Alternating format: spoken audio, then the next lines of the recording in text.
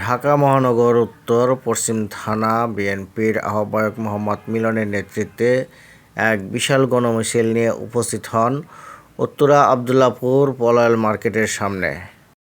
মোহাম্মদ সুমন ব্যাপারী, উত্তরা থেকে।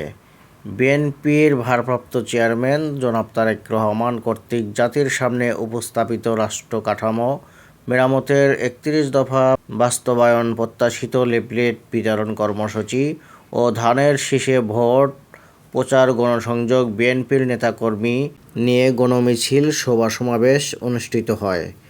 রবিবার ঢাকা ১৮ আসনের আবদুল্লাহপুর পলয়েল মার্কেটের সামনে থেকে জমায়েত করা হয় বিএনপি অঙ্গ সহযোগী সংগঠনের নেতাকর্মীদের। পিকআপ মঞ্চে শুভেচ্ছা বক্তব্য রাখেন ঢাকা মহানগর উত্তর বিএনপির যুগ্ম আহ্বায়ক, ঢাকা ১৮ আসনের গণমানুষের নেতা এস.এম. জাহাঙ্গীর হোসেন। গণসংযোগ করেন তার নির্বাচিত এলাকায়। উচ্ছ্বসিত জনতার তার নমিনেশনের ব্যাপারে আশাবাদী। তারা চান বিএনপির ভারপ্রাপ্ত চেয়ারম্যান জনাব তারেক রহমান জনগণের কথা চিন্তা করে ঢাকা ১৮ আসনের প্রার্থী হিসাবে এস.এম. জাহাঙ্গীর ভাইকে নমিনেশন দিবেন এবং নির্বাচিত হয়ে ১৮ আসনের সকল জনগণকে সেবা করার সুযোগ দিবেন। এই বিশাল মিছিলে অংশ নিয়েছেন উত্তরা পশ্চিম থানা যুব দলের বিভিন্ন নেতাকর্মীরা।